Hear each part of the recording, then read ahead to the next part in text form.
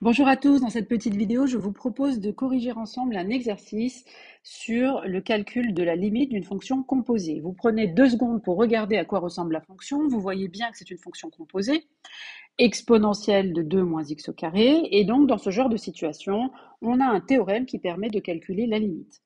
Alors, sur mon brouillon, et là c'est exactement ce qui se passe dans ma tête au moment où je lis l'exercice, je me dis, ah oui, ça, c'est une fonction composée. Et donc, je cherche dans ma tête comment on peut faire. Alors, si vous avez une petite fiche que vous avez déjà préparée pour votre évaluation ou pour autre chose, vous savez que le théorème de composition des limites, il a 3 lignes.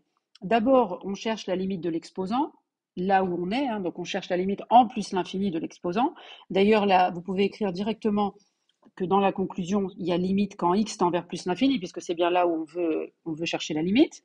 Donc on cherche la limite de l'exposant. L'exposant, moi je l'ai appelé u, ça fait a.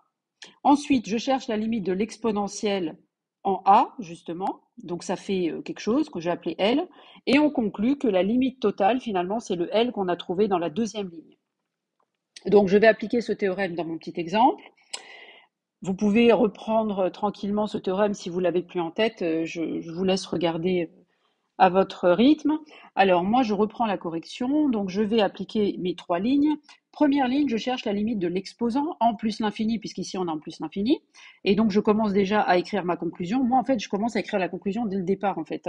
J'écris limite de ce que je cherche, et après je complète là et là. En bas, je mets toujours x tend vers plus l'infini, parce que c'est là où je cherche la limite. Et le numéro qui est là, le 0 ici, c'est celui qui était là, qui va descendre. Le rouge, il va rester rouge ici. D'accord?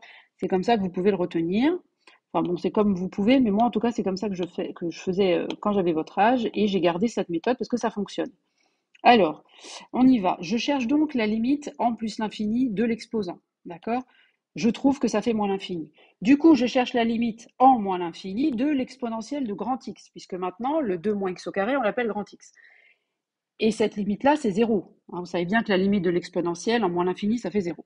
Donc, par composition des limites, la limite que je cherche, j'ai bien écrit plus l'infini parce que je cherche la limite en plus l'infini. J'ai mis comme résultat 0, c'est le résultat de la deuxième ligne, et j'ai réécrit la fonction dont je cherche la limite. Donc la limite cherchée, en fait, c'est 0. Voilà, j'ai fini avec ce petit calcul. Je vous laisse, si vous avez envie et si vous avez le temps, un exemple à traiter tout seul. Il s'agit de trouver la limite de cette fonction-là. Vous pouvez mettre la vidéo sur pause si vous avez envie, et je vous ai écrit la réponse juste en dessous en essayant de garder le même code couleur et les mêmes lignes de rédaction et de réponse. Voilà, pour ma part, j'en ai fini avec cette vidéo. J'espère qu'elle vous a plu, qu'elle vous a aidé. Je vous dis à très bientôt pour une prochaine vidéo.